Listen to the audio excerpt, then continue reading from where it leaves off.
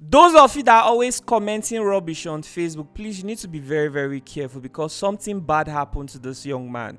Somebody commented something that was really, really crazy, and then the police started looking for that person. And just because this guy looked like that very person, he spent almost 4 years in prison. Today, he's here to share his painful story to the world. This is his story. A young girl was killed and sexually assaulted in Benin City. It happened in a Redeemed church. The whole thing was viral on social media. Someone made a comment on social media, and that comment sparked mixed feelings. People started clamoring on the same social media that police should go after the Person that who commented. tweeted. I saw 3 police officers in a polo just written SAS, Nigerian Police Force, SAS, and 3 of them were armed. My brother pointed at me. They asked me to stop and I should not make a move. So I was confused. What is going on? You looked like the person they were looking for. The question they asked me was, what is your name? I told them my name is Awosunde Theodore. They said, are you not this person? I was thinking that suspects are to be treated as human beings, but it is not true. And I believe that this is why when some suspects come out, they become hardened. When I hear people say there's nothing like spirituality, I laugh at them. Everywhere began to shake in that cell. Are you serious? Yeah, that is 20th of June, 2020.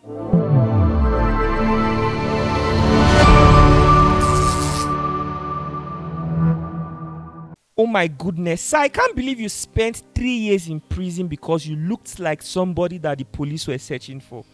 Yes, it is actually 3 years, 26 days. Okay, so it all started in the year 2020. And I'm going to tell this story now. You know, during the lockdown in 2020, that was majorly between June, July. Okay, a young girl was killed and sexually assaulted in Benin City. Okay, her name is Vera Omozua Waila. And it happened in a Redeemed church. Redeemed Christian Church of God. Yes, in inside Benin the City. church. Yes, as it was stated that she went there to read. To study. Mm-hmm. So when it happened, the whole Benin City was actually ablaze on people commenting. It was flying on social media. So popular pastors in Benin City, someone like the owner of Omega Fire Ministry, Apostle Johnson Suleiman, had made a comment and promised that whoever is able to provide necessary information will be rewarded with handsome amount of money. The owner of Redeemed Church of God Mission equally was all out to making sure that justice come to stay. So in the process, because the whole thing was viral on social media, someone made a comment on social media, and that comment sparked mixed feelings. People reacted to the comment, and people became interested in the comment. What did the person comment? Yes, the person commented that is good for the girl. Why was she dating 2 roommates at the same time? So people on social media believe that the guy in question or the person in question know the girl, to would have known that she was dating 2 roommates at the same time. And for him to even be supporting, something like that. So at the end of the day, the people started clamoring on the same social media that police should go after the person who commented tweeted on social media. And I believe his picture was printed out from his profile, and it was used to start looking for him. Okay, so in the process, the police began to make investigations on that tweet. It was in that process that it's the sister of the deceased, named Judith, went to the police station to report that she knows someone that looks like the alleged person. So in that process, the police, and I have written books, just like the copy I'm having here now. I have textbooks, I have pamphlets that have my numbers. And as I said earlier on, I teach in different lecture houses in Benin as a tutor. And I'm a regular face. So my phone number and everything is at the public domain.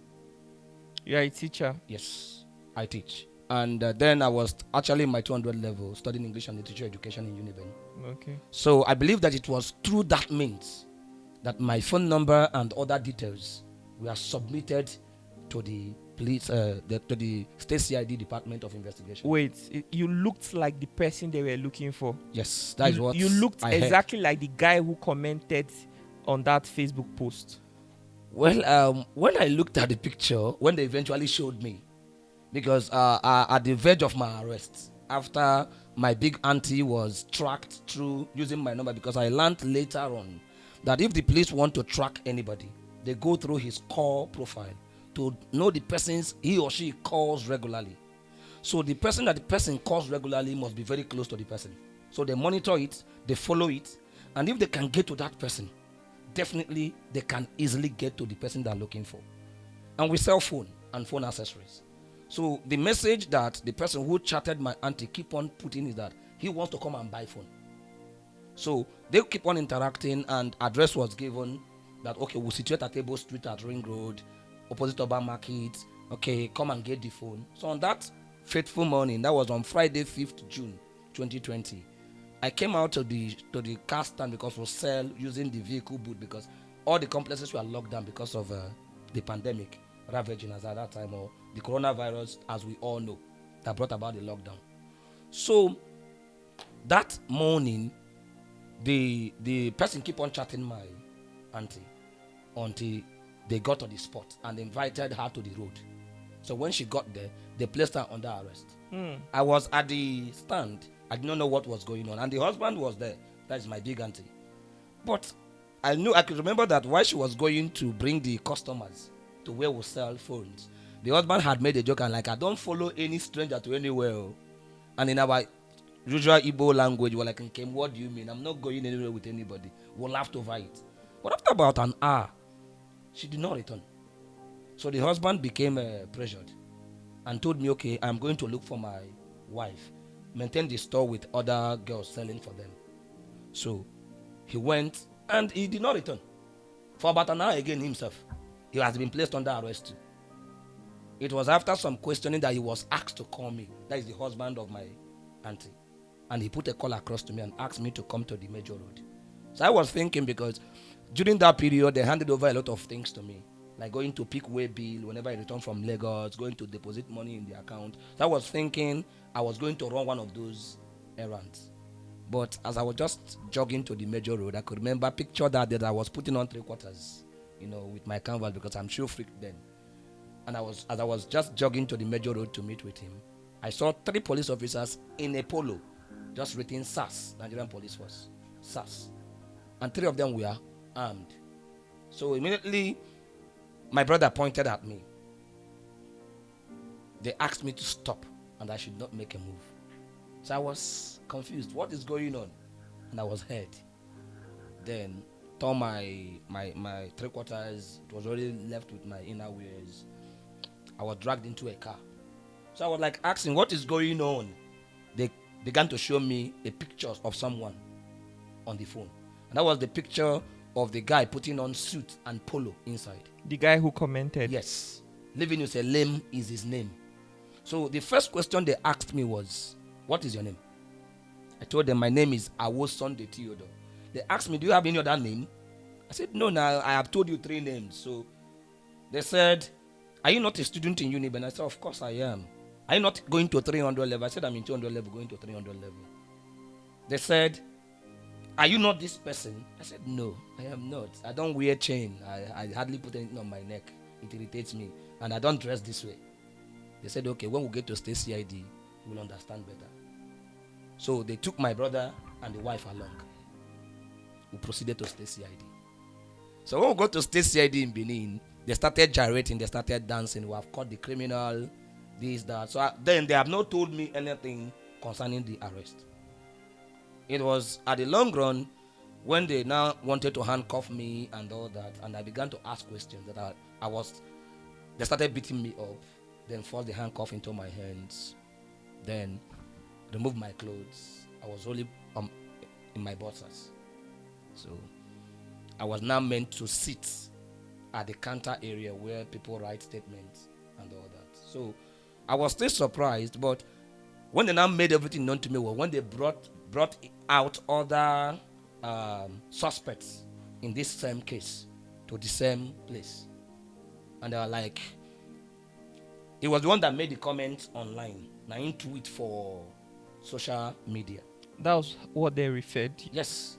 So they were like, because at the beginning they were not saying that I resembled someone. They were saying I was the one. So I told them I don't know what they were talking about. They're already with my phone. They didn't ask to see your Facebook account. They went there. They did. I even told them that I had 2 Facebook accounts, and I told them the name and the password, and they went into my Facebook account. They went all through. So one of them was like, maybe he has deleted it, and the other one reminded him that but the person who made the comment deleted his full Facebook profile. Yes. So, but somehow they covered that, and they continued with the whole thing. And before I knew it, it was time to write statement. And that is why I want everybody who is watching to listen very well now. Because when the police have the right to arrest any suspect, is in their discretion. But again, they don't have right to write your statement for you or to help you write statement. Because it is detrimental, because you can tell there's one thing, they will write another. I was handcuffed this way, and I was told to tell them what to write, that they couldn't find the key to the handcuff. So I told them that I wasn't supposed to write any statement or make any comment unless my lawyer is around. I was beating for that. So at the long run, they went to get the key and opened the handcuff, and I wrote. After writing, they handcuffed me and took me upstairs to where the Commissioner of Police, Edo State, and other dignitaries were. So then it was coronavirus, so I had my nose mask fixed. So when I got there, they were now passing the picture of the person they're looking for round. They were using his face to compare mine. So this one would say he is the one. This one would say no, he is not. This one would say the person in the picture is fatter and bigger than him. This one would say no, picture can make somebody bigger. So after all the argument, the person that had the discretion to actually say whether I am the one or not was the commissioner then. So when he got to the commissioner's table, he concluded I was the one, that I should be detained. So I was detained immediately. So from there, the person my brother was staying with had to quickly run to the parish, because I was very close to my parish priest, Reverend Father Raphael Anoje. He's still with me till tomorrow, and he's doing a great job. He went to him and told him that Theodore had been arrested, and Father became confused and was like, how? Because each time I am not in the parish house, I'm in my any of my other brothers' houses.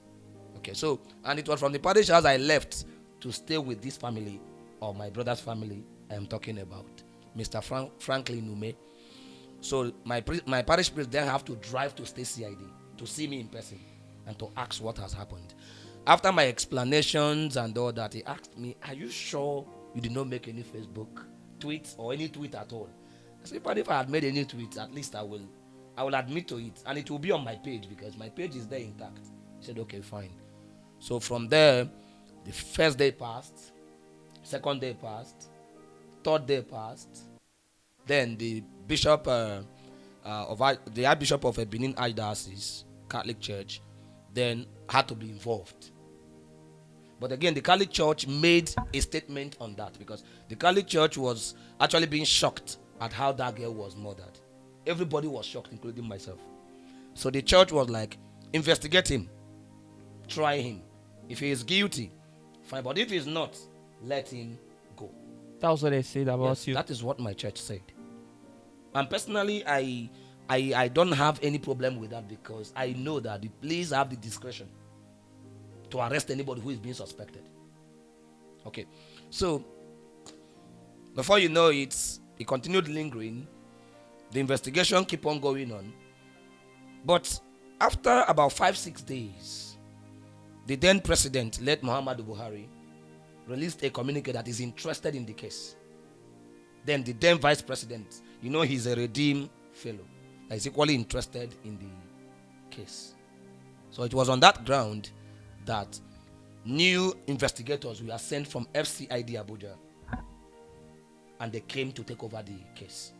So I was meant to rewrite statement without giving me the former one, because they want to compare the two. So those ones that came from Abuja really knew the job.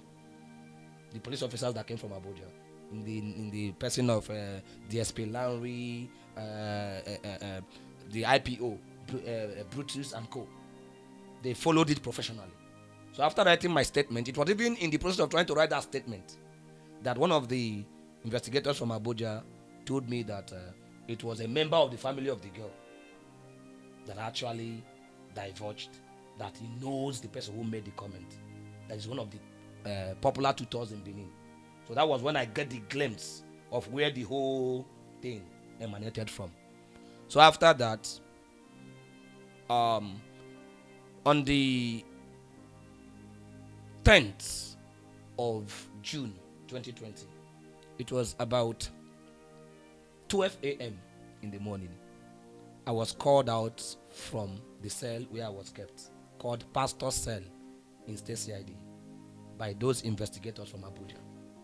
About 3 of us were called out, and they used a piece of cloth to blindfold our eyes, took us into a hillox to an underground I will never be able to describe in Benin. And that night was many nights for me, in a sense that the tortures, the beatings, and they keep on telling me, if you tell us the truth, you're the one that made the comment, we'll free you from here. But if you continue lying to us, we'll make sure that your own will deal with you. This I told them. What were the tortures you went through? Okay. One of the tortures I went through, first and foremost, because I had been handcuffed to the back, I was asked to lie on the handcuff, to place my whole weight on the handcuff, raise my head up and raise my 2 legs up.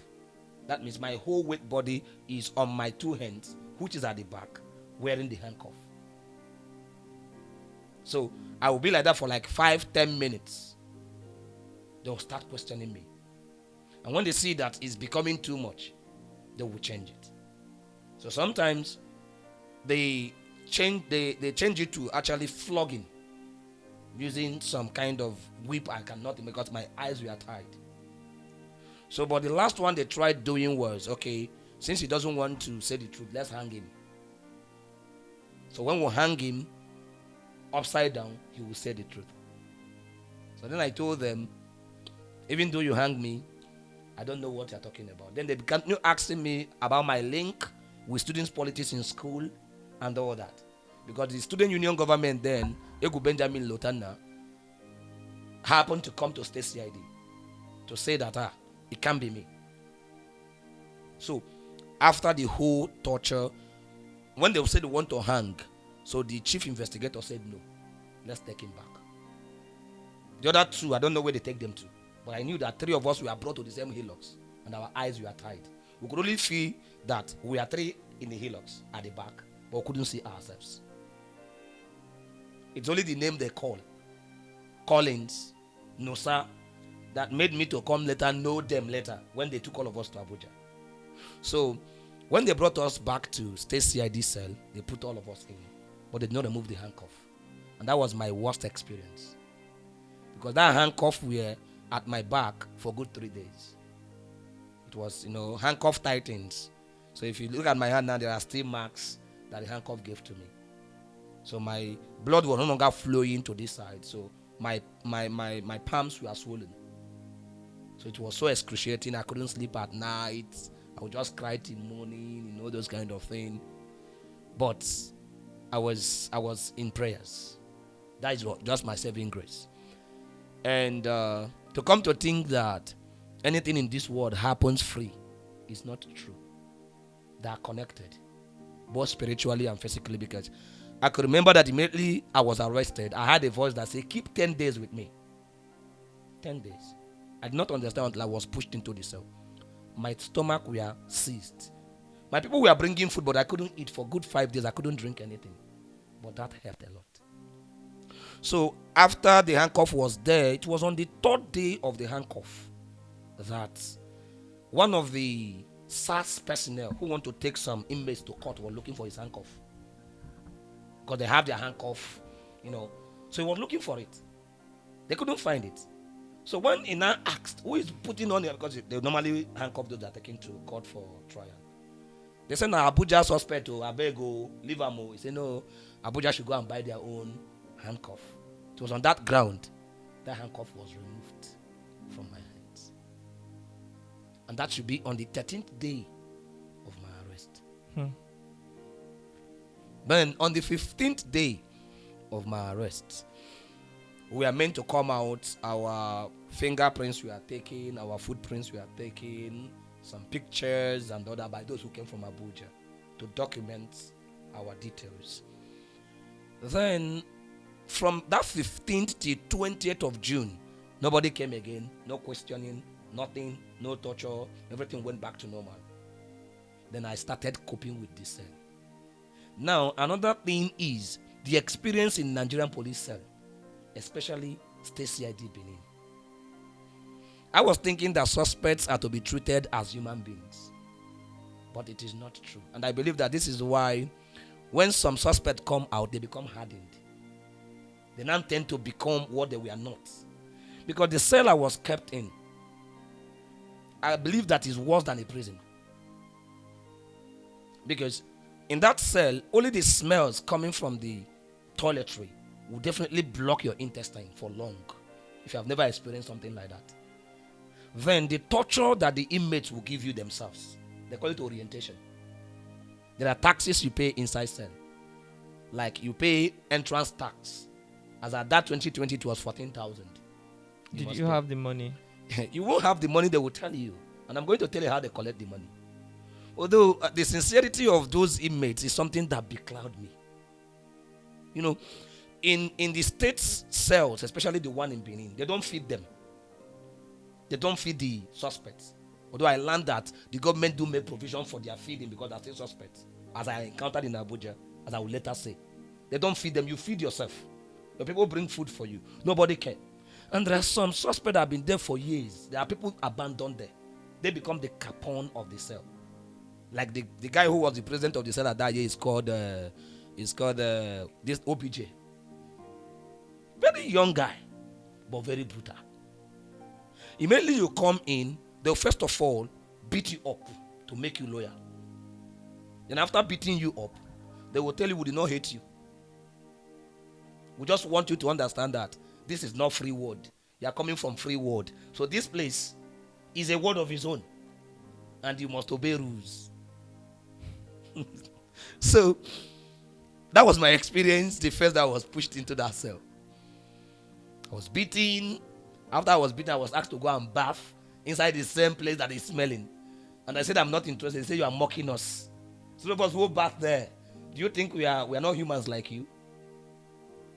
And to come to think that the place they put me is as small as anything. 40 persons were inside. So if you have not paid your cell tax, you cannot stretch your leg. You must quack your leg. They will call quacking of legs. You sit on the wall, by the wall, raise your leg. Another person will sit at your front. Like that, like that, like that. So if you want to ease yourself, you must take permission. If they do not permit you, you won't stand. Then, during the orientation, there's one of them they call Dynaman. He beats if you're not talking up. If you're not talking out. They ask you a question, you did not answer. He will slap your 2 ears. They will ask you a lot of questions. And the first question they will ask you is, which court do you belong to? Where do you belong to? What brought you here? And you dare not lie to them. Personally, I did not grow up in Benin. So to speak Pidgin is very difficult for me. I can only speak Igbo very well. And probably little English that I know. So when they were asking me a question with Pidgin, I was busy speaking English. And that amounted to more beating. They said I was forming for them. So it got to a point, the guy that was in charge of the cell was like, I'm going to leave this guy before I go kill him. And he reminded me, say, no be me bring you come here, now government I kidnap you. But they give me some reasonable orientations, sincere ones. And one of it was this. If they tell you whenever they take you out for anything that they will give you a new name, that they will call that name at a particular time. If they call, don't answer. They told me why they said that. And that was all. But from the From the following days, my people began to come. My friends began to come. Somebody like Philip, who is in UK now, he goes to one of the biggest eatery in Benin to buy food for me, Kada Plaza. He will bring it. So the guy bring the food. I don't eat it. So because I don't eat the food, they are now becoming my friends. They eat more of the food. When my priest is coming from the parish, he brings food and sumptuous meal for that matter. I leave it for them. They eat. I only eat little when I started eating. So because of that, we became friendly. And I began to conscientize some of them. Our prayer sections continued. That at a point, they now became less brutal. There are some incidents that happened in my cell experience that I may not be able to put forward here now. Put it forward. I should put it forward. Okay. Something happened one day in the cell. I think that was 2 days or 3 days before I was taken to Abuja. Someone was arrested in Benin. And that person named a politician, someone that is very popular in Benin, that he was his boss. And it was when the time of election was coming close. And that is why I still say to you tomorrow that our justice system in Nigeria needs a lot to be done. We have a lot to be done. This guy came in and he told us, he said, I have negotiated with police to actually settle them and they don't want to hear. I'm not going to pay a dime. He said, I won't sleep in this cell. He was caught with arms. And all of a sudden, the politicians called the commissioner of police that he needs that person to be brought to Abuja that night. And he told us clearly that once that call comes and he's moved out of that place, he's going to his house. And we're like, it will not happen. Forget that. We think say you be. My brother, before we knew it, they came calling at the counter. And that was all. We would not see that guy again. So different experiences like that. Be sharing them now. And another one. Wait, all these experiences, that's what is inside this book. They are all detailed here. So basically, he wrote a book. We are going to come back to this book. But you see, this young man needs support. He needs help. He really, really needs help. Continue your story. So as I was saying, on the 15th day or on the 20th day of June, it was around 6 a.m. in the morning. That day it rained cat and dog. It rained. And when the rain subsided around 6 a.m., all of us who were suspect in this particular matter were all called one after the other. And we were all brought out. I can remember that day I was putting on just a boxers, no shirt. So it was that day that the DSP Lanry asked the person at the police at the counter, why is it that this young man is not putting on a cloth? He said, cannot be me. Oh. He said, which Nigerian police law act or law stated this? He said, cannot know. The man just was tired of them. They brought all of us out. So that morning, there was this game of trying to lead me. And Wait, what do you mean by we're not putting on clothes? Were you stark naked? Just boxers, only you will wear. Okay. All these inner boxers. They are not even. In fact, as you enter the cell, if you wear it boxer, they will collect it from you. The inmates will collect it from you and give you a very dirty one. And they will tell you, as you are coming back into this cell, make sure that you bring our tax and you bring new boxers. Tell your people, we don't need food. That tax you talked about, Yes. What is it? When you are coming now, there's what they call entrance tax, 14,000, and restroom tax, 10,000. That's 24,000.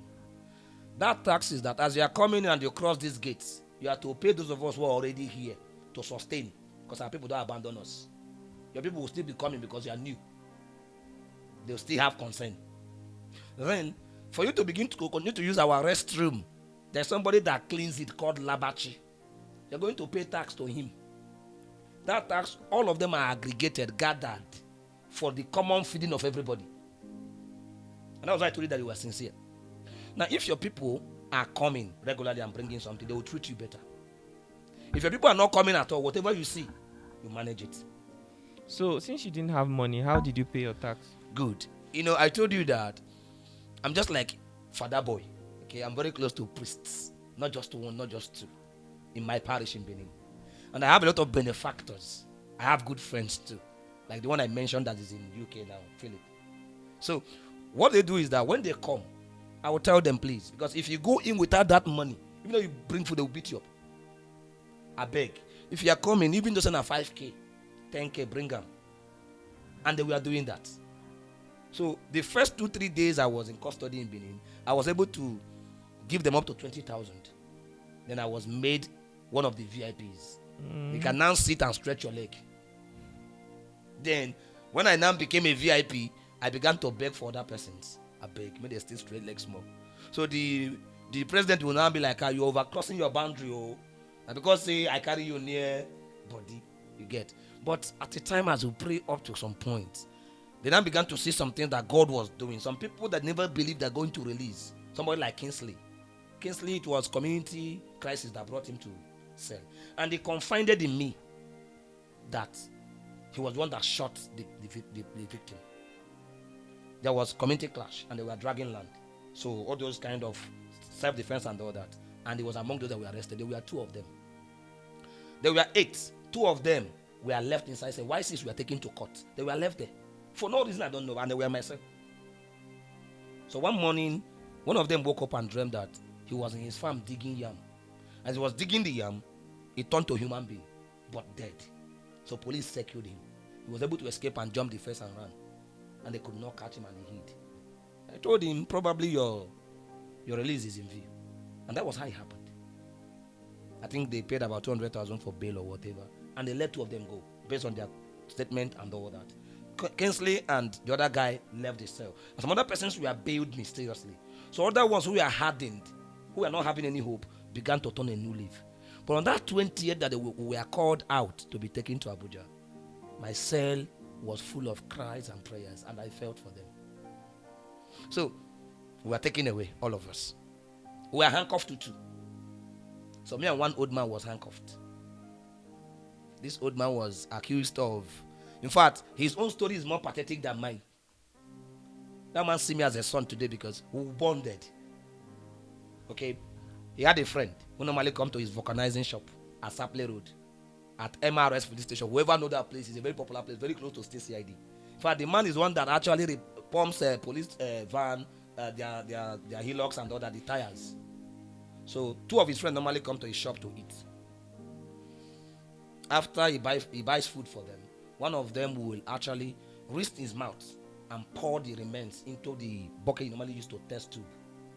So the man find it irritating.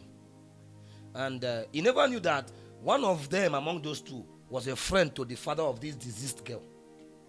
And the day he called that friend with a number that friend does not, I just like, you have 2 numbers now, you give me one, and you don't have the other, and I have credit in one. I used to call you and be like, one that our friend, he normally came to mess my whatever up, my shop up. I won't take it again from him. But because the old man who was receiving call put the phone on loudspeaker, the father of the girl said that he must be the one that is being threatened. And that was how they tracked the number. Giving the number to police. Police tracked. And the man was arrested. The man was brought to station. The man was crying. I could remember I saw him that day. The man was like, now my friend I call. My friend. They said, can you call your friend back? He said, yes, I can. And he called the friend. The friend came to station. They crying. I never knew that you were my friend that called. He used a strange number. They asked the father of the girl, the deceased girl, and he said he should be investigated. It was on that ground that this old man at the age of 60, all the hairs on his hair are white, was detained with us. And the day we were to be moved to Abuja, we were handcuffed together. So as we were handcuffed together, he has never left Benin before. He's an Asian man, a man in Emeralu. When we got to Kogi, he began to ask me, say, my son, where would they go? I said, I don't know where they carry us, they go. I said, Ghana, Abuja would they go? I don't go Abuja before. I don't know where they carry us, they go now. We continue like that. So people even thought he was my father, especially the police officer, because they did not know. So when we got to Abuja, we got to State CID, FCID Abuja around 8 p.m. on that fateful day. We are all pushed into cell. And that cell, you know, if you have been to FCID Abuja before, you know that they built duplexes around it. The cell is at the center. So it was night. I noticed something that night, that even when there was light, everywhere was dark. I could feel it in my spirit that everywhere was very dark. I never knew what was going on. I can't go to ease myself alone because I was handcuffed with someone. So if we're going to poo, we'll go together. If we're going to urinate, we'll go together. So while we're going to ease ourselves, one of the suspects there in FCID Abuja, who sells for the president of the cell inside cell. In FCID Abuja here, the president of the cell has his own shop. He's an inmate, but he has a shop inside the cell. So he appointed one of the escorts, because they have elections, to be selling and be giving account. So as we went to ease ourselves, two of us handcuffed together, that guy ran to us and said that there's somebody they call Lucifer inside this cell. I was like, Lucifer, how? He said, you will later get to know him. He said, since they brought him to this place, he had only been putting on one cloth, because in Abuja here, they treat suspects very well. At least I will give them that credit.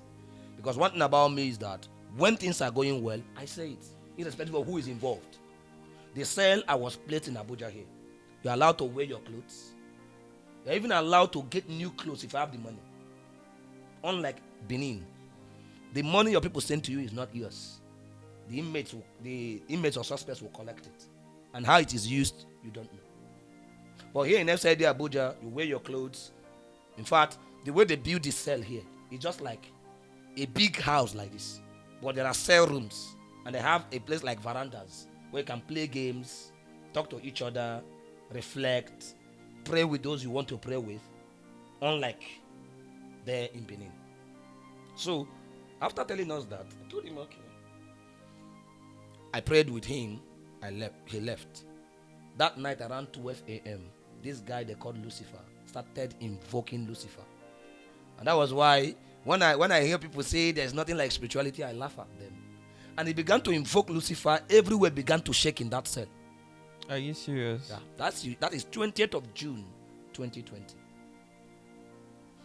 So the invocation got to me personally. And I don't know why. And I don't have my Bible. So I was just arrested. I don't have my rosary, because as Catholics we believe in sacramentals. There are powers in them. Hence they are being blessed by the priests. They become object of spiritual warfare.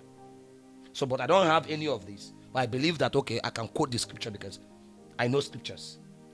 So I started praying. So the following morning, I was meant to see this man. And when I inquired about him, I discovered that he was from Abia State. Or he is from Abia State. The Lucifer. Yes. His story is online too. What's the story? That they said that, because of this issue of IPOB and the issue of clashes in the East, a police station was burnt. And he was arrested to be the sponsor. But he told me something that startled me, sir. Because when I noticed this, on Sunday, we are brought to stay outside Abuja on Saturday, 20th. 21st was Sunday. A voice came to me and said, declare 3 days dry fasting. Mark 9:29 said there are many things you cannot do without praying and fasting.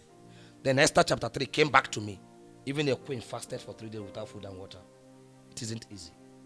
There. So I told every other inmate, both the Muslims alike, those who were in tune, especially that man that was handcuffed with me, who killed him. The man was only able to fast 6 to 6. He's an old man, but he believed in God. Our major prayer point was not even directed to the man called Lucifer, no.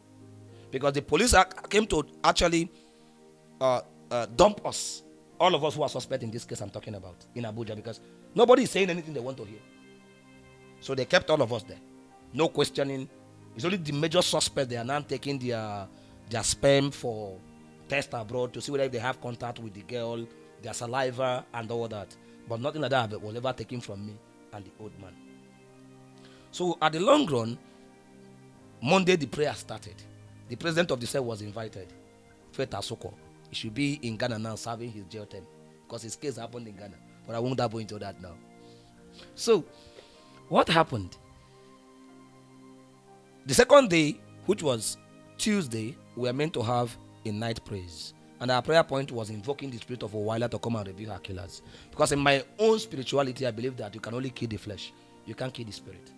The spirit is conscious and knows those who actually kill it, if actually it does happen that way. And on Wednesday, 24th of June 2020, which was the third day of that prayers, one of the suspects, who was never a suspect from beginning, but an informant, started manifesting. His name is Collins. I'm calling names because all the names are mentioned here. They are not hidden. There are stories that are there online also. His name is Collins. And what happened? That morning, we slept in the same cell room because sometimes we are 5 sleeping in one cell room. 5 in one cell room. And they have something like a kind of rug. But those rugs have all these bed bugs, sometimes centipedes. So you have to dust very well not to be stinked or all those kind of things.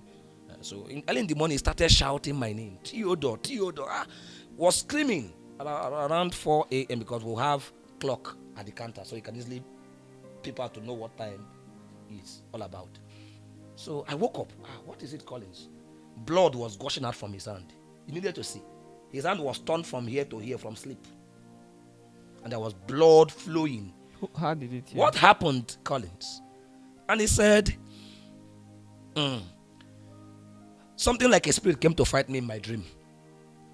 And it warned me. Warned you about what? He said, never mind, but the thing was scaring. And when I pushed it to the wall, it tore my hand. And within my spirit, I knew. I just told him, if you know anything that happened to Wyla, say it. Confess before all of us are taken to Abattoir, as I heard, because I heard there's a place called Abattoir, that when they get there and torture you, life will remain one bar. I just told him like that. I left. I told him I know I did not do anything, so I'm not even afraid of many things. So I left for morning prayers because I normally organize morning prayers and 3 o'clock hour of prayer for all the inmates. When I came back, he had gone to tell Nosa, who bought the girl's phone, that Wyla's phone, that he wants to confess. Actually, what happened was that this Collins and Valentine, I met them in Abuja, in this FCID Abuja. What actually happened, according to Collins' confession, was that they were among the 5 persons that killed this girl. But the other 3 were the ones that took the contract during that lockdown. And they were made promises. And those promises were that if they're able to survive taking blood from the private part of that girl, because she's acclaimed to be a virgin, or she's a virgin, that they're going to be rewarded handsomely. Apart from the money that are paid immediately, that they will be sponsored abroad after coronavirus is over. So they went 5 of them, and they carried out the job. The other 3, the major 3, ran away with the money paid without compensating or giving 2 of them anything. So Collins was the one that picked the girl's phone and went to sell to a phone repairer called Nosa. 2 of them then went to Origbeni police station in Benin called Wahala police station or Junction in Benin to report that they knew some persons that were suspicious on their street on the day the event happened. They all knew themselves on that street. I have never met any of them. I don't know them from Adam. So it was that morning that it then went, because when Nosa was tracked, the guy that bought the girl's phone, the police tracked the girl's phone with the phone packet and arrested Nosa in the midnight, ripped his house, arrested him. Then he lied to police that he bought the phone 33,000 instead of 17,000. So when Nosa came to identify Collins denied him, because police told Collins that you sold phone 17,000. He said, no, I never sold phone 17,000. I sold phone 33,000. And it was not that year. He denied the guy. And the guy was confused. Police was now asking Nosa, where did you see phone of 17,000? The matter tied up again. Not until that morning that he was now ready to confess. He went to Nosa and told Nosa, I am ready to confess now. And Nosa actually came to me. Told me, Theodore, Collins want to confess. So how far? Because I'm always the one representing them at the counter. I communicate with the police and all that. So I went to the counter and told them that somebody want to confess. So before the person will get hardened again, they say, go back, you criminal, you idiot, you this, you that, all those kind of foul languages. And it's more painful when you know that you did not do anything. But there's nothing you can do. Who you want to tell? You're already there, you are there. You can only pray to God that something meaningful happened to prove the whole scenario wrong. So I was going back painfully. A young woman from Delta State, whom God will bless, I think she should be the head at that counter that morning. I think her name is Stella, ASP Stella. So if she sees this particular whole thing, she would remember. She called me back. I said, young man, come. I came back because the counter is locked, but you can't communicate because of the rod is open. So what do you say? What did you say again? I repeated it. He said, okay, don't worry. Who did the person say you want to say? I say TSP Lanry. Because all of us, they fear the IPO because the IPO is brutal. The IPO is merciless. Beatrice. But Lanry is a very, very good investigator. And if Nigeria was to be a working place, I believe that man is supposed to attain promotions. This is a man that will investigate you as a suspect. If you are guilty, you begin to feel pain. Because in the process of investigation, he goes to buy food for all of us, especially when we don't have anything to eat. He will remind you that I know that you're a suspect. Oh. And that is why when I'm talking about Nigerian police force, I know that good number of them are infested, but not all of them. So this Colin said, it is Lanry I want to see, not Beatrice. The woman left, went to find Lanry. After about an hour, she came back with Lanry. And Lanry came. And Collins, do you want to say you want to see me? He said yes. He brought him out and took him to the third floor, according to Collins, because when he came back to the say, he explained everything to us. Where the DIG of that year was, DIG Ogbizi from Calabar. Then there are cameras and everything. So they asked him, are you sure you're not trying to frame anything? He said no. So he confessed not under duress. So that during the confession that he confessed me innocent, myself.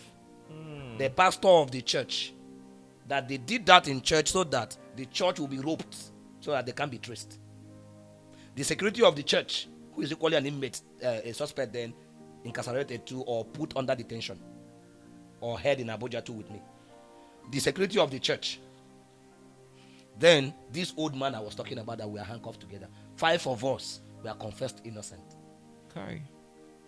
So that evening, after the whole confession, he came down back into the cell and spilled the beans. He told everybody everything. So the whole cell scattered. But Valentine was hardened and refused to accept that he knew what Collins was talking about. But his testimony was so huge that particular 2 of them were now being treated differently than every other inmate. Then he then said that his landlady was connected. Then he then said again that the other 3, he now gave them the relocation of those 3. They know their location. Police now went back for the arrest. So after they brought one again, one had run away. The other one, when the mother asked him to run away, they arrested the mother. And they brought them. It was that evening that the then VP, selected justice, called, according to what the pastor of Redeemed Church told me before he left the cell, because he left the cell that evening after the confession. This pastor of the Redeemed Church, then the secretary and the security. Somehow, a call came from above, and 3 of them were freed immediately. So the headquarters of Redeemed Christian Church of God in this Abuja came to pick them that night. Myself and the other old man was left in there, even after the confession. It was then, after, and equally I believe that God actually wanted me to still be there for the purpose I never knew. It was later I got to know. What actually happened was, when this whole confession was over, the president of the cell, Feta Sokwo, called me to himself and said, I want you to come to my quarters, because in the cell there's presidential quarters. And it is perpetually locked. He has a key to it, even inside the cell. So if the police want to talk to him, they knock. He is the number 1 of the cell, and that respect is accorded to him. And he's a big man too. Somebody that prepares chicken pepper soup every weekend for all the suspects. And he has a shop, as I said earlier on, inside the... He has a shop? Yes. Is that possible? Of course. Of course. Someone is in prison and the person has a shop in prison. What does he sell? He sells snacks, donuts, biscuits, bread. So somehow, he has people working for him outside. Because over here in Abuja, you can bring in things into the cell, especially when there are things eatable. So as they are buying for him, they buy more so that other inmates can buy in smaller quantity. And he was making money. And police is aware. In fact, it was a collaboration.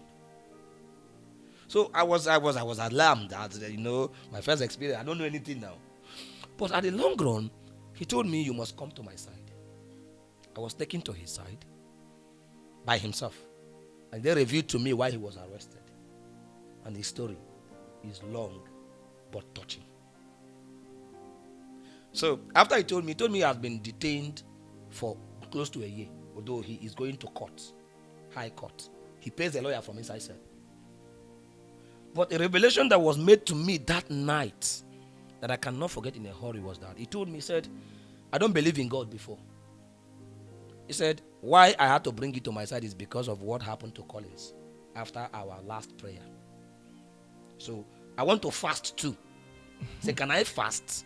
I said, of course you can fast, but you must fast in sincerity. He said, okay, why I want you to be with me is that if I'm fasting and I have issues, so I can be able to help me. So you will be here with me. He said, for me to bring anybody to this my quarters, they pay millions. And my boss, that quarters is comfortable. There are foams, all these students' foams, well treated. There are mosquito nets. There are new toys. Wow. So, and in that his quarters, he has about 5 cell rooms. He maintained one. If you enter his cell room, you will not believe there is somebody inside cell. He has everything. So at the long run, in the midnight of that same day, he woke me up and showed me 2 phones, one Android phone and one small phone. Powerful phone. And he told me, he said, if police get to know that there is phone inside this cell, 2 of us will go into underground cell. Because the cell is in 2 layers. The underground cell, they put hardened criminals. Why the normal one? Everybody. They said, you can call any of your people. You can chat anybody. You can even go online to see what people are saying about you. But on Facebook, on WhatsApp, on Twitter, on Instagram. But that must be in the midnight, not during the day. So, that was the first that I was able to hear from my elder brother, Mr. Michael Awo. My only brother standing by me. I have 3 elder brothers. I'm the 4th son. But he was the only one standing. So, I called him because I have his number offhand. Called him and he was shocked. How did you get to call me? Where are you? I told him, I beg. See. He was now the one that sent my priest number to me, Reverend Father Raphael Ifejoko, Reverend Father Raphael Anoje, then Reverend Father Samson Ofonye. That one is a police officer here in Abuja, but he's a priest. So I began to talk with those ones too. Before you know it, a lawyer came into the case, Barrister Teddy Okundaye, within this period. That particular lawyer was called by a co-church member in school, St. Albert Catholic Church in Uniben. Her father is a professor, so we are both in lay reader association. And I'm not even close to this lady. When some people have a way of studying people from afar, she's a very quiet person. So the day that this particular Barrister Teddy came to FCID Abuja here, they were asking him to send his boys. He said no, he's interested in the case because it's a big slot. He doesn't handle civil cases. He only handles political cases. But he was interested in my case. So when he came in, he asked to see me. I was brought out. He told me something that shocked me as a lawyer. He said, I've read through your story. He said, some people that have lesser case or issue are already in Kuje prison. You are lucky. Like I said, I don't understand. He said, that's how the system is. But I will do my best to make sure I remove it from here. But it will take time. Remember that this particular confession made by Collins took place June 24th. But I will tell you when I was granted bail in Abuja here. So, Barrister Teddy, after speaking with me, told me, Constance called me and told me that she could take poison for your sake, that you can't do such a thing. See, because her father is my very good friend. That's the girl that you are not even close with. I don't even know her. As in, I only know her based on we are in the same group in church. Association. Lay readers in St. Albert. But she knew me. Probably because the father is a professor, and equally because story flies too. So, and He only told me, so I went on social media and I hear some comments from your school, some students saying that you don't even cheat during the exam and all those kind of things. You don't have time and all that and all that. So all those things are what accumulated into me coming out. I said, okay, fine. He told me, just be prayerful and know that God knows why this is happening at this point in time. He left. He said, I'm not going to come again until the day you will leave this place. That message shocked me. He left. He did not come again. My life continued inside cell. They were not coming to look for me. Nobody was telling me anything. At a point, Larry, a very good man, will come and be like, Theodore, I beg you, you will soon live here, or all those kind of things. Because I believe they are beginning to see that I am not connected in any way. So, sooner or later, the DIG was meant to sign my bail. He refused. Why? According to what I was told by Larry, the DIG has seen that the case is a case of mistaken identity and wanted to advise well on it, according to the officer, and then referred the case to DPP. What's DPP? Department of Public Prosecution. They are legal professionals who have been employed by Nigerian Police Force that advise Nigerian Police Force on a matter to send to court, especially matter of such magnitude, and they want to dismiss and let the person go. So the DPP, the lawyers, they will read in between the statement of the accused, go through the findings of the investigation team, and after which they will now determine whether if the suspect is complicit or is connected, in layman language, to the case or not. If the person is not connected, they will act that the person be freed or bailed, either conditionally or unconditionally. So because this matter need to go to DPP, it will take another 1 month plus, and I will still remain there. Then the lawyer asked me to be patient. That's Barrister Teddy Okundayo that is following up the matter. It was on that ground I was there till June ending. July started. And I encountered another very good police officer, Officer Felix. I think he works in Lagos now. I still have contact with him. He's the first officer to bring me out from inside the cell. I was like, what brought you here? My spirit is not in tune with you being inside here. Like, sir, what do you mean? He said, I'm a very prayerful person. When I see those who can commit crime, I know. At the end, we became friends. So each time he's on duty, he'll bring me out, we'll discuss the Bible, talk other things. Other officers will be angry that he's talking with a criminal. But he told me something assuring. He said, you will live here not anytime longer now, because I have gone through your case before they transferred him to Lagos. So, on the 27th of July, 2020, DPP sent in the document. I was not aware. But again, my lawyer had already briefed me, because you know I can make call because of those phones, that the whole thing is progressing.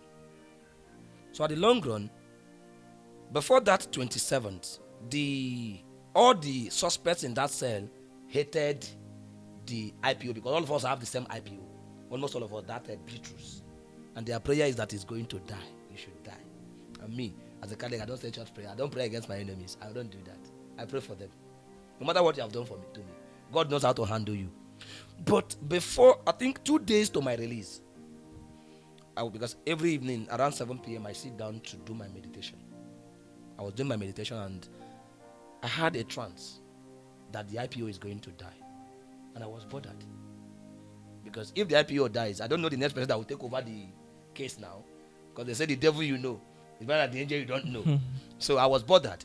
So I was pestered to speak to him. It was when I did, because one of my benefactors, of whose house I stayed in this Abuja now as I came, Mrs. Laura Oti, I sponsored the son as a godfather 7 years before this incident. In fact, it was that family that was maintaining me in cell. They bring food daily, they bring clothes, they bring drugs. Luckily for me, she came. And I told her, call my IP, I want to talk to him. And when she called, when she called, he picked the call and he handed over the phone to me. She handed over the phone to me. And I just told her, sir, this is what I saw. I don't know how well you are feeling. I don't know how your family is feeling, but this is what I saw. And the way he spoke on phone that day was different from every other day. And I knew that God must have visited him. And he said, thank you. He ended the call. On the 27th, around 3 o'clock hour of prayer, after our Bible study, my name was called at the counter. Remember that old man is still there. Oh. That old man I told you about, Emmanuel Emmanuel, he was still there with me. I was called at the counter. And leaving the cell, the man started crying. Because normally, I mean, they put and throw about everything. I mean, they help and make call. So I collect her daughter's number. And I was able to reach the daughter. And luckily for him, the daughter is in Abuja. So that was now cooking coming. So each time the daughter cook for two of us and all that. So I left. And when I came to the counter, the police officer was like, pray, oh. It's like it is freedom. Oh. What will be that? They took me up, and that was the first time they're taking me up since that 20th of June to 27th of July. When I got up there, I saw Mrs. Laura Oti, the person I'm in her house now, as I came to this Abuja. The family I'm in their house. And I saw that barrister, Teddy Okundaye. They were already signing some documents. And I saw some of my members in CBIU. CBIU means Catholic Biblical Instructors Union. It's a Bible group in the church. That's why we have CCRN in the Catholic Church. So we study the Bible mostly. So those of them in Abuja here were equally those who were among those coming. So one of them kept his house as a shorty for me. He's a government worker. He submitted all his documents for me to be granted bail. And the bail was conditional. Even though that the DPP have written that I'm not indicted in the case in any way. The condition attached to the bail was that as I am going to return, that I'm not going to return to Benin until the major culprit or the major suspects, those Collins and others, are taken down to Benin. And the rationale behind it, or the reason, was that if I go back to Benin, that if the family of the girl sees me, they will say that all the suspects have been released. Therefore, I must remain in Abuja to report to FCID Abuja for another 1 month. Where am I going to stay? Who is going to accommodate me? Another drama. Then the leader of my group, CBIU, offered to take me to his house at a place called Gwagwa Tashatu. Gwagwalada? No, Gwagwa. Gwagwa is at Dede, inside Dede. Okay. Yes. There's a village there called Tashatu. It's just like all these Nanya, not that developed. That was where he resides. But he works at Julius Berger, inside town here. The man. So he took me to his house. So I was in his house that night. Following morning, the president of Law Student Association of Nigeria, Emmanuel Nwobo, as at then, called me because we are friends. So after that, I stayed a week with that particular leader, my leader. Then the priest, who is the police officer, asked me to come to the parish house at Area 2. So I was now at Area 2. It was there that he installed a computer for me. Reverend Father Samson of Onye. He installed a desktop for me inside the room I was kept. And for 1 month, he refused me taking sachet water. I was placed on bottled water because I needed to recover from the environment I was coming out from. I eat at any time I want to eat. That's just it. It was there I was able to type this book because I was writing inside cell. I demanded for books, so every day I jot my experience. Every day I jot, because if I come out, I'll forget. If you read this book, definitely you're going to share it, because now I'm explaining. Now I can even say sometimes I have a smile because the pregnancy is over. A pregnant woman never gets comfortable until she gives birth. But when she gives birth, if she sees the baby, it becomes happy. But then she was pregnant, she may curse everybody. So then I came out newly. The shock was still in me, so I was able to type whatever I have written in there. And I used a flash drive to collect it because I know it was not over somehow. So I was reporting. 3 weeks later, that old man was granted bail too, on the same condition to stay in Abuja for 1 month. Wow. And he then had to pack and go and stay with daughter at Apo area. Then me, I was in area 2, very close to that Apo bridge. There's one police barracks there. The Reverend Father was the parish priest then. So I was there. Sometimes the old man will come and visit me. Sometimes I'll go and visit them. And one of my priests, Reverend Father Raphael Ife Joko. In fact, this book is among those that this book is dedicated to. He's the one here, Ife Joko. He's almost a major in the army. He's a priest and at the same time a military personnel. Reverend Father Captain, the one you see captain there. He called me and asked me how far. I told him, Father, I'm out now. See. He said, okay, I don't want you to be idle in Abuja. You have to learn driving.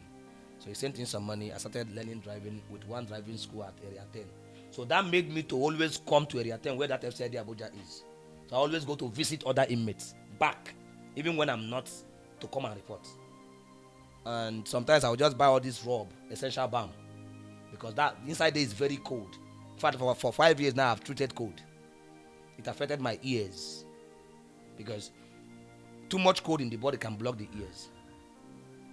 So since I came back, I've been treating cold. Even last 2 months, I was at specialist hospital. They have to flush my ears and my nose and my throat because of the cold accumulated inside there.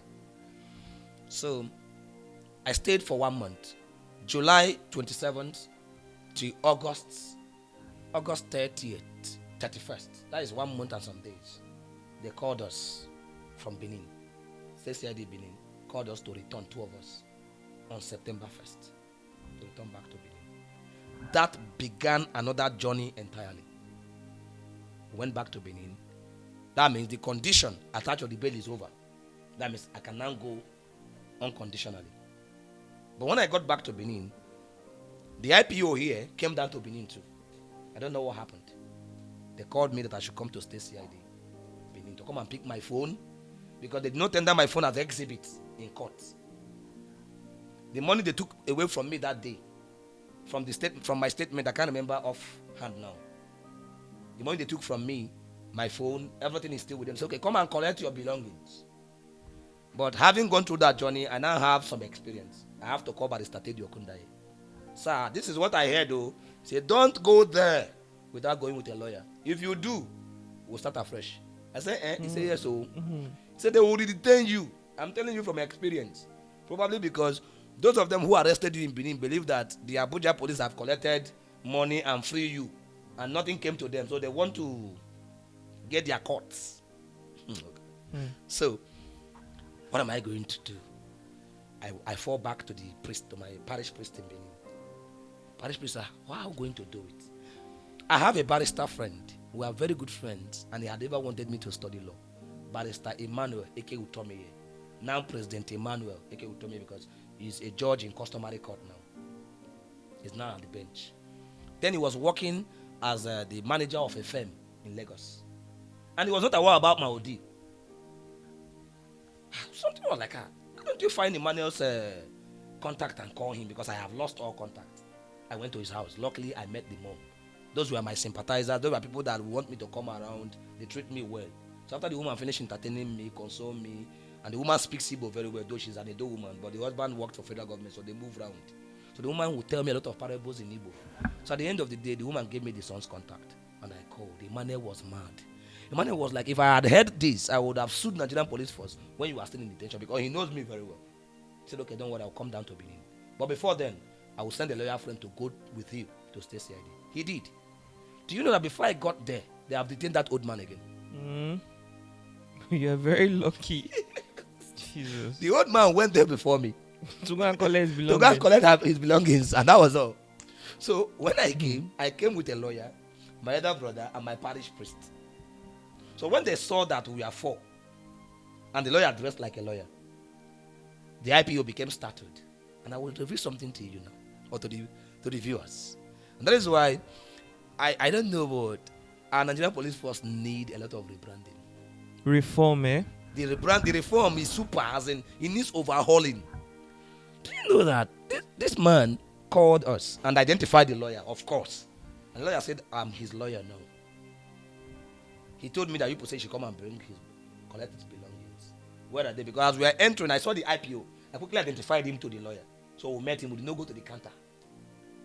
So the IPO was like, but anytime I see this young man, I am feeling guilty because I know that he did not do anything. But he's already involved in the case now. I don't know where he's going to help me tomorrow. The way he was speaking, he was tensed. And he was like, it's not like, but the DIG has said they should revoke everybody's bail. That the father of the girl is not happy, that everybody should be discharged by the court. I was like, what do you mean? You granted this guy bail, And there was a statement from DPP that he did not know what happened. On what ground is the DIG saying you should revoke the bail? He said the principal complainant and the father of the girl is not happy, is not satisfied. He said, are you now doing the case to satisfy the family of the girl at the expense of innocent people? The corporate should be the ones to pay for the whole thing. And it's no longer even a family matter, it's not a state matter, because criminal cases are handled by the states.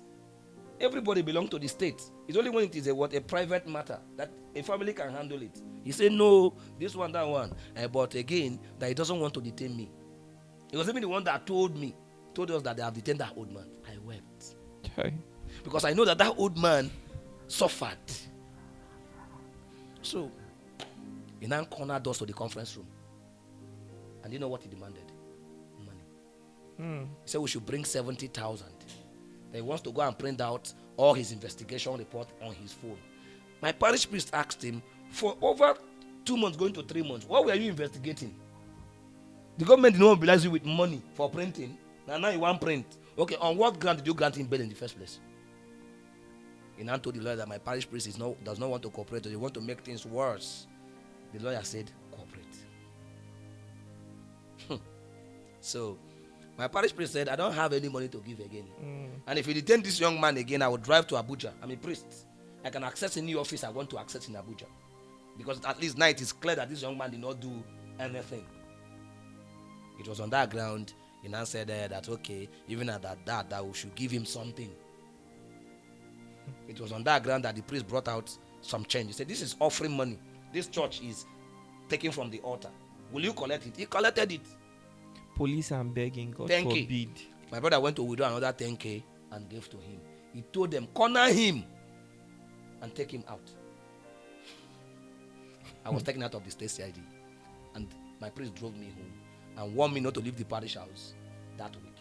Because they're going to charge the matter within the week. Then Emmanuel had to come back from Lagos. He had to hand over his position to come back for my sake. What about the old man? The old man was still detained. But then they want to bring him to court themselves. And they never knew, the state CID police command, never knew that I was not detained too. They thought that the IPO from Abuja had detained me. For where? So, Emmanuel returned. And Emmanuel went to state CID with me and father, and did not allow me to enter. They said I should remain in the car. He went to go and ask the OC legal why they want to take the matter to court. Because he has gone through my file. No, my file was still with them. Okay, my file was still with them. They have not given me my file. So he went as a lawyer now. He asked the OC legal, on what ground do you want to charge my client Theodore? I want to see his case file. He gave it to him. Like, it's clear now. Why are you now charging him to court? The IPO, the OC legal said it is beyond him. That they want to give me frivolous charges. In law, frivolous charges are all those minor charges that the court will easily throw away. That the father of the girl is on their neck and they don't want anything to escalate. See that? But you know that if this matter go to court, it will amount to malicious prosecution, because you are aware that this young man did not do anything. And the investigation has shown so. So why taking him to court? He said, it's order from above. My lawyer now said, okay, let's meet in court. On Friday morning, we were to meet in court. And I was driven to court by my parish priest very early. And I had three shorties, 3 families willing to take me on bail. Free. One of them is the first lecture owner I taught for in Benin. He's a Benin guy too. Mr. Evans, Ibinoba. He was among those that cried for me because he knew me very well. I stayed with him in the same compound. So, he was there to take me on bail. The family of Pastor Osele was there to take me on bail. And the family of, I will remember that name. So, 3 of them were there in court. I was there. But police were looking for me as state CID, thinking I was in cell, to bring me together with the old man. They did not see me. Because of that, they delayed. Then they confirmed from the one in Abuja that I have already gone to court. It was on that ground that they then came to court. When they came to court, they were shouting, "You idiot!" And I'm not just talking to them. Criminal, this one. They went to enter the case. So as they entered the case, we started going to court. But the only thing was that immediately the magistrates granted bail, and a very lenient bail, for two of us. We were charged because when my barrister told me that they want to give me a frivolous case, I refused. I refused on two grounds. Because I don't trust Nigerian police force. I've had a lot of stories. Two, I know that they may give another case that will tie me to another issue entirely different from what is on ground. I said they must charge me based on what they arrest me.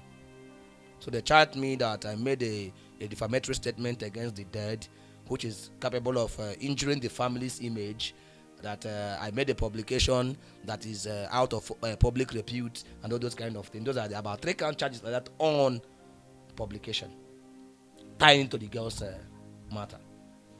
So the magistrate granted bail of 100,000, and Mr. Evans Ibenoba took me on bail. It was on that ground that I started going to court. Don't forget, I was to step into 300 level in Uniben. I was doing my schoolwork and going to court. And there was a funny experience one of the days. That was the day I wrote ENA 325, African American Caribbean Literature. That was one of my best courses because I love storytelling. So this is the experience of the blacks in America and Caribbean put together. So the authors. But that day, the day of the exam, that exam is 3 hours because it's 3 credit load. Or I had to. That course was by 12 noon. I had a course case by 12 noon. So I went to meet the HOD. They said they cannot shift the exam for me, that I'm not sick. If I was to be sick, they'll bring me to my sick bed, and I cannot write before others. And there's no way I can write after others. I should carry the course over. I couldn't bear it. I called the SUG president, Egu Benjamin Lutanda. 2 of us went to meet the HOD. On his plea, the HOD said, I'm going to give him D7. That is the best I could do. You should just write test. We upgrade this test to D. And English and Literature Education, they hardly give you first class. Our first class is 2-1.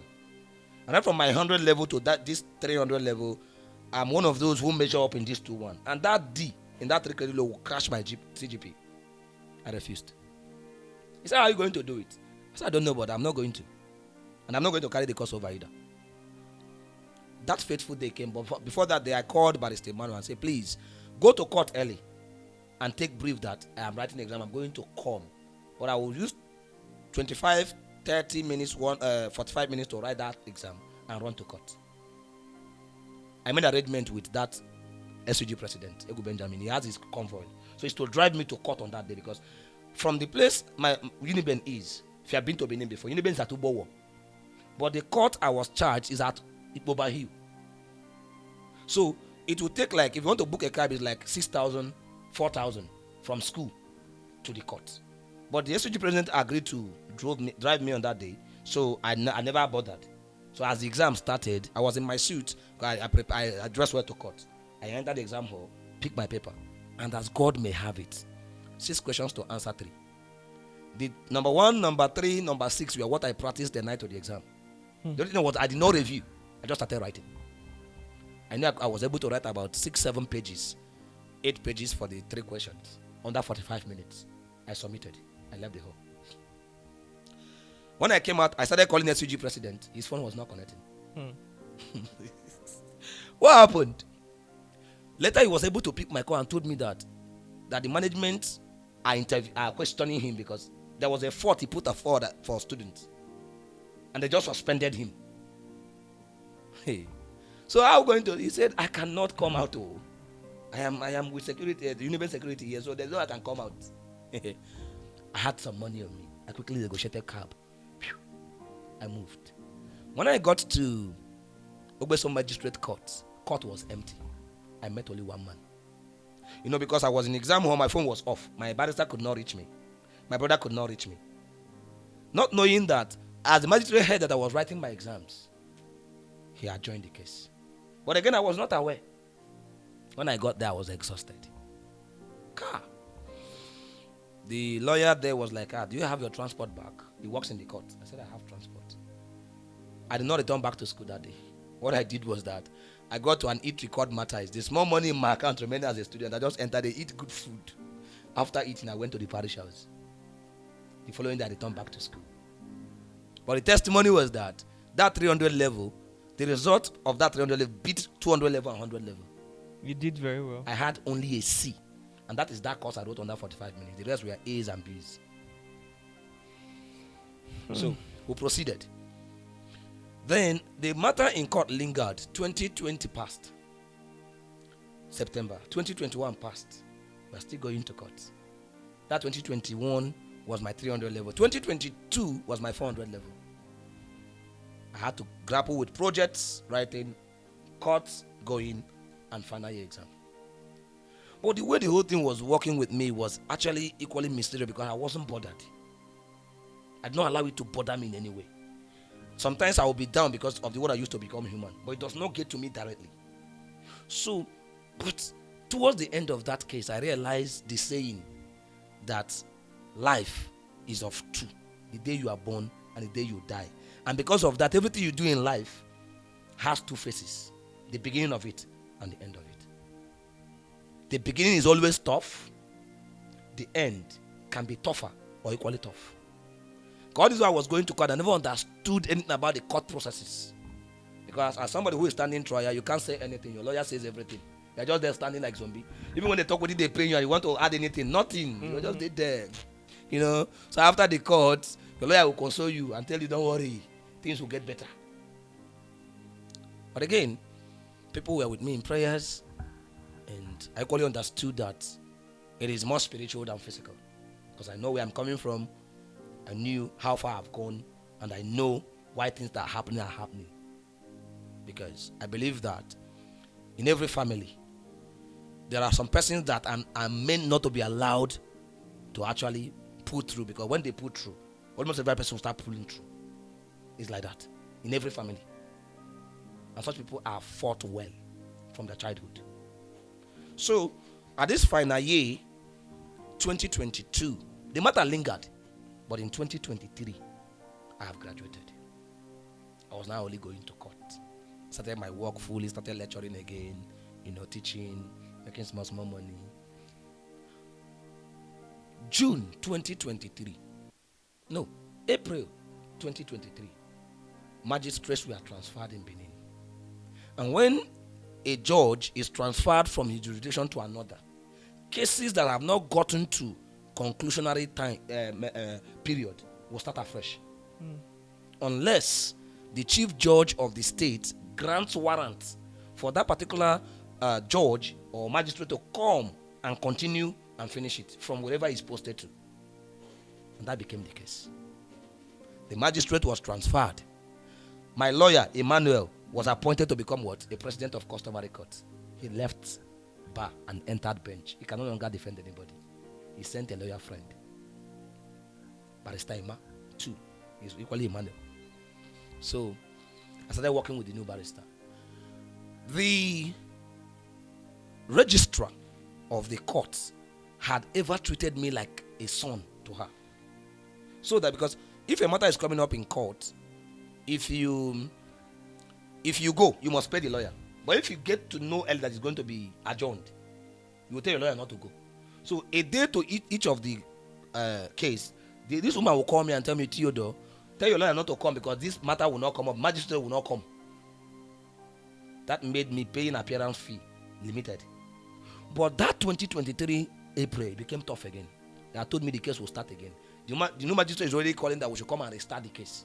I refused. I went to the barrister. We wrote a letter to the chief judge of Edo State. Then, outgoing.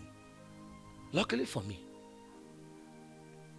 something in me told me that he approved it, but they refused to serve because it is the litigation department of the court, high court in a state, that's supposed to serve the court, the magistrate court, and my lawyer. April passed, no news. May, I decided to go to the litigation department myself in Benin, and I introduced myself, and they were like, "Who are you?" I told the story. I said, "I want to see the chief judge." They said, "You cannot see the chief judge. You cannot." I said, "I will shout because I'm a citizen." The woman now says, "Sit." I sat. He then checked the carton and the letter there. My letter was there. And I opened it. It was approved 4th of April. As at May 22, I did not see that letter. And the chief judge approved that that magistrate should come and finish it. Do you know that each time they fix the case for magistrate to come, they will not tell the magistrate, either from the court, because the magistrate is now in Auchi, no longer in Benin. For a reason I don't know. So they don't want the matter to end. They want the matter to continue. The Nigerian police force. But they could not bring any evidence or any witness apart from the family of the girl that even confessed that they did not know me from Adam. They have never met me before. And I don't know them. I wonder who even commented on that post and how the person's life is, whereas they are suffering. You know, one thing I have come to realize in life is that just like what happened to Joseph in the Bible, the day Potiphar came back and the wife was holding Joseph's clothes in her palms, saying Joseph raped me. There's no way Joseph could say much, because then at the point I was even confused, because if I look at the picture, this is not me. But why is everybody saying it is me? And when everybody is saying it is you, especially those who are within you there, a spiritual manipulation. You begin to think, is it that I have another brother I don't know, or a twin somewhere I don't know? You get. But again, my joy is that the person who made the comment may be superficial. It may be someone who does not even exist, or is in another planet entirely, or is being framed spiritually. Yeah. Because I could remember 2 weeks to my arrest, I think I've said it in this interview, a lecturer in Uniben called me that I will not graduate. Why? Because in school, I have my stance. And that is why my classmates were the more people that fought for me. Class of Sage. The guy called Jeremiah, who will always pester me during the exam, I beg, you're going to carry me along. I don't talk in exam hall. Even as I'm studying law now, I don't do it. I am talking on air. My classmates in Uniben are well. I can teach you everything I know before exam. But exam hall, if you like, be my mother. If you like, Faye. If you don't want to read, Faye, now you know. Because I know that. I saw it at the back of your book. Good. Those who want to do the right thing, they are targets. Little mistake like this, you are taking off. You see, you don't tolerate malpractice. It took me 6 years to write O-level. I wrote O-level 12 times. You know why? Mathematics kept me as an art student, and I keep on writing it. And mathematics pay me more than any other subject today as a teacher. For me to teach your child mathematics at home, you are paying heavily for it. Because I understood mathematics, because I studied it. So at this point in time, the court turned against me. They will fix the matter. They will not tell the magistrate. But do you know how God works, sir? And that is, at that end, I realized that no other power can challenge the power of God unless you leave grace. Once you leave, because many things will happen to make you leave grace. Yes. Provocation will come to make you want to fight back as a human. Then you will fall short of glory, because you are going to do the one you to become human. And staying in parish house until all this trial was over was a blessing to me. So each time I came back and behold the Blessed Sacrament and the grotto and the images, I remember that my Lord suffered, Joseph suffered, but there was a reward for it. And what happened? That my barrister, a man that became a judge, contacted that magistrate. They became friends. 2 of them were sent to the same district without knowing, and they ran into each other. And the man called me and like, do you know that magistrate that is handling your case before is now my friend? I was like, how? He said, we work in the same area now. So when this whole thing was lingering, I called the man and said, sir, see. He said, don't worry. That day was on a Wednesday. He said, I will go to his house in the evening, trying to wrap up this interview. I'm concluding because that is the end of this book. I'll go to his house this evening. And when I get there, I will tell him. And he got there, and the man screamed. He said, I never knew that they fixed a case for me. And the man then called the register and said, what happened? So you fix a case for me, you don't tell me. And that case is to come up again on Friday that week. And he told the woman, said, I'm coming. Tell police to get ready. The woman called me about 8 missed calls. And I called back. He said, I beg you, tell your lawyer, this one, that one. I said, fine. The woman is a very good woman to me. But I don't know what happened. I don't know where the operation was coming from. Because the woman is equally working on that state. So the governor, the legal persons are coming from government house, from Ministry of Justice. They branch in Edo State. So I called my lawyer. The lawyer said, how do you know? This one, that one. I said, oh God, I'm not a lawyer, but see. On that good day, I went to the court with my brother. We normally go very early. The court session will start by 11, 12, but we normally go by 8, 9. Sir, do you know that when we go to the court, there are some people in this court that God must bless because they're standing for justice. This man had drove from Awuchi and is in court by 9 a.m. and the session will start by 11. He was there doing nothing. By 11 o'clock at the dot, he started the case. Police were not around. He adopted the no case submission. We submitted and fixed a date for ruling. That was the following Friday. police sent the father of the girl to come and hold brief for them. And as the magistrate started, the father of the girl was raising hand. He gave him audience. Yes, who are you? He said, I'm the father of the girl. Since my daughter died, I have not been myself. He said, all of us know, even we have not been ourselves. It's not only your daughter, it's the daughter of these states. And our story make everybody cry. But again, why are you here now? He said the police said I should come and tell you they'll be coming by 2 p.m. He said, go and tell your police. That word keep on ringing in my head to know that judiciary has power, but they don't want to use it. He said, go and tell the police that this is not executive arm of government. This is the judiciary. And I say what happened in this court. If they come by 2, they should continue with their own. On that Good Friday, the magistrates came in as usual, and all the persons in court were seated. We arise, the magistrate seat fell before we all sat. Then he went straight to the matter. Police was not there. They were not around. But my lawyer was around. That old man's lawyer was around. And he read his ruling. And his ruling was that since the police have failed to actually substantiate the prima facie of the case, that is, from the beginning, that they were unable to link me to anything or the man, that he has discharged us and acquitted us unconditionally without any obstacle or any condition. So on that ground, the matter came to an end. Thank God. On that July 27th, no compensation. This is spiritual manipulation, oh God. What you went through, you know that it is not everybody that will be able to survive it psychologically. I mean, look at you sitting right here telling this story as if it never even happened, or as if what you are narrating was something you watched from a movie or something you dreamt. No, the truth is that you can't be compensated in Nigeria if you do not fight for it. Now, my problem is not even the compensation thing per se. My major challenge was that after all this whole thing, there was no briefing by Nigerian police force on this matter till today. That you are innocent. Not only that I am innocent. Do you know what pains me most, sir? I hate injustice a lot. That girl's death was an injustice. Nigerians deserve to be briefed how that matter is going time to time. That time to time, NTA should be able to tell us, okay, this is the level at which this matter is now, or that matter is. I came to realize that in the country where you and I are born, or we all are born, when matter just happened, we'll hype it. Once it is over, or it seemed to be over, die down, everybody move on like nothing ever happened. And I believe that is why worse things keep on happening. Because when a particular matter is not properly concluded, what happens is that others will take advantage of it. After it happened, what was the end of it?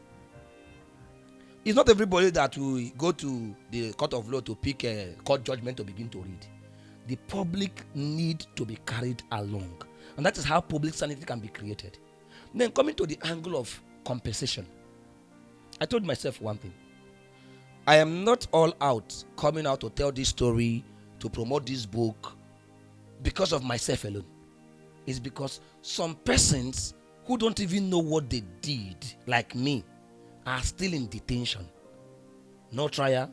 Nobody is fighting for them. Nobody is saying anything because probably they're not known. Because my case was a bit different because I stay in Benin City. It's a city. 1, 2. I'm very connected to my church and I was active. And you had a lot of people that were interested in help. Some people are not even close to their family. Some people are introverts. They don't have friends.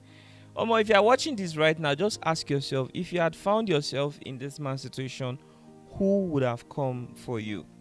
Who would have come for you? Some of you don't attend church. You have no relationship with your family, your nuclear family, your extended family. You have no friends. You quarrel with everybody. You know, sir, I just want to say that I am so sorry for everything you went through. You shouldn't be sorry. I can't imagine. Congratulations, sir. No. I am sorry because you didn't deserve everything you had to go through. Your story is so sad, and I don't know what is behind the smile of yours, but I hope that God makes something meaningful and great out of it. Amen. In the way that when somebody see you smiling like this, they can obviously understand why the smile is there. Well, I would say that God has... So what are you doing with your life right now? Okay, as I told you, I'm a teacher, and there's nothing that interests me like teaching. So you love teaching. I What don't do you just teach? I don't just love it. I enjoy teaching. What do you teach? I teach basically 5 subjects. Okay, you teach in a school? Now, I told you I teach with lecture houses in Benin. We prepare WAEC and JAM students. Okay. I do mobile teaching too, equipping children for JAM and some international examinations. Do you have social media accounts in case people want to reach out to you? Currently, I am on Facebook, majorly on Facebook. I'm on Twitter. I'm on X, formerly called Twitter, and the same name, Awosonde Theodore, is the handle's name. Okay. Awosonde Theodore, and two, apart from my teaching, because teaching had been something that has sustained me to this level. It is teaching that made me get my first degree. I teach all through to earn my first degree. Currently, I'm equally a student of Uniben, as I said earlier on, because my aim in life is to lecture and practice law. You're currently studying law? Yeah. What level now? I'm in 400 level now. 400 level? Yeah, I started up 200 level last year because I did direct entry, and the sections are very fast. Oh. So by next week, now all things being equal by God's grace, so I'll be resuming first semester 400 level. Wow, congrats! This is beautiful. So I had the quest to study law. I know that law will not give me money as such. I know why I'm saying this, because my own orientation about law and what it should be is different from what Nigeria is. Okay, my teaching career will be what is going to actually maybe take me to places. Law will be more of what Barrister Mane did for me, what Barrister Teddy did for me, what Barrister Mad did for me.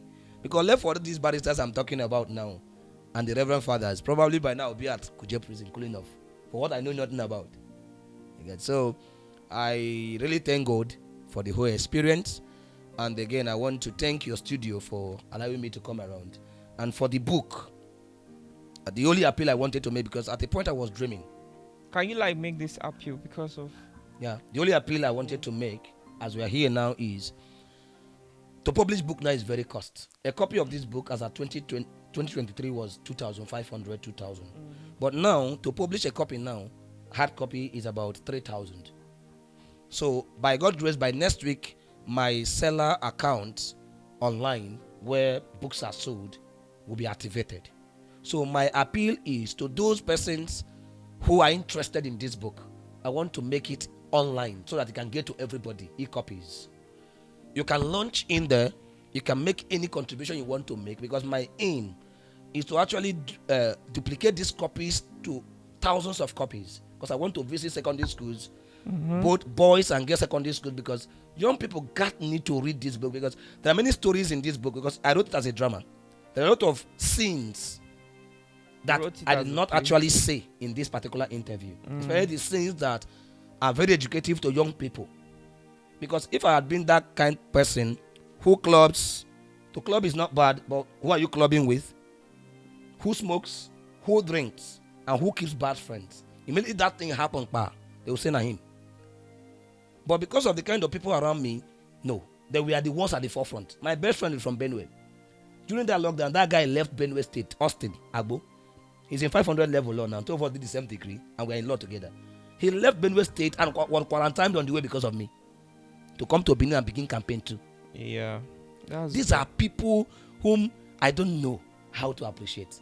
So when the seller account is ready, I know my boss here is going to actually make it go viral too. Yeah, so we will also put in the comment sections of the post, the book, and we'll also repurpose anywhere you are. And there is one person I want to mention in this comment. Yeah. That actually made this book equally become a reality. Apart from Reverend Father Raphael Ifejoko, Reverend Father Raphael Anoje, Barrister Teddy Okundaye, and those ones are mentioned. Mrs. Nenna, I don't know her surname. She's a nurse in Canada. I have not met her in person, sir. She connected because of this case. And she told me her father was a commissioner of police then in Enugu when she was still young. And she had a lot of stories that made her cry. And this kind of story interested her. So she contributed a lot to this particular publication when it was published in 2023. And I really want to appreciate her. Out of the 200 copies I made, I think she made up to 80 copies. God bless you, ma. Thank you very much. Somebody like Osivic, that guy made 100 copies. And many other persons contributed to it. God bless you so much. So, because of time, we have to conclude first. Yeah. You know, we filmed a couple of interviews today. Yeah. So yeah, because of yeah, batteries and everything, Yeah. I am sorry that I had to rush you at this There's point. no problem. Your story I do is appreciate. really. I do appreciate. Your story is sad. You know, you made me scared at some point because while I was listening to you, I just kept asking myself, what if that had happened to me? How would I have survived that experience?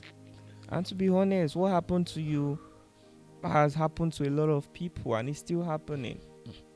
If you're watching this and you have a similar story, please reach out. We'll be more than happy to hear this story. And this judiciary system, I don't even know what to say. Nigeria is just a very big disappointment. But God bless all the lawyer, Okundaye, and all the beautiful souls that did not give up on you.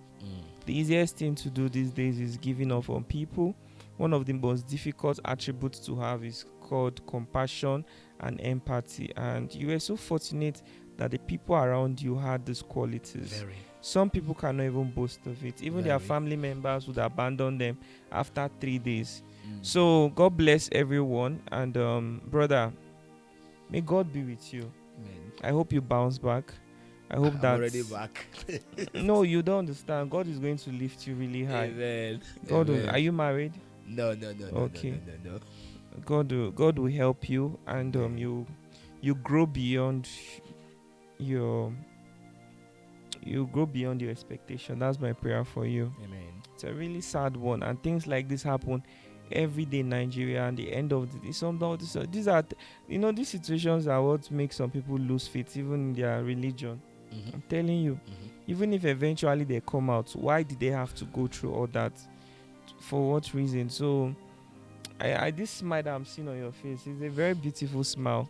I thank God for your life, and God answered your prayers. Oh, no. God really answered your prayers. Big time. I've interviewed someone that spent 14 years in prison for something he didn't do. Wow. So, brother, Mr. Theodore, Theophilus means God's friend, Abi? Yeah, Theodore is God's gift. Okay, yours is God's gift. Yeah, or gift of God. It is well with you. It is well with your soul. So at this point, we have to say goodbye to the viewers. You guys have stayed this long watching this episode. Thank you. Thank you very much. I hope you learned something. Indicate in the comment section what you've learned. And please, if you're not close to your family, this is a sign to reestablish that relationship with your family, with your friends. Just try to do whatever it is you can do to have people in your life that when something happens, you have people who are fighting for you. May God help everyone. Your story really got me sad and worried. So worried. I'll have to think about it for a couple of days, honestly. Thank you. So, thank you very much for sharing. We have to say goodbye to the viewers. Thanks for watching. See you in the next episode, and bye. Thank you.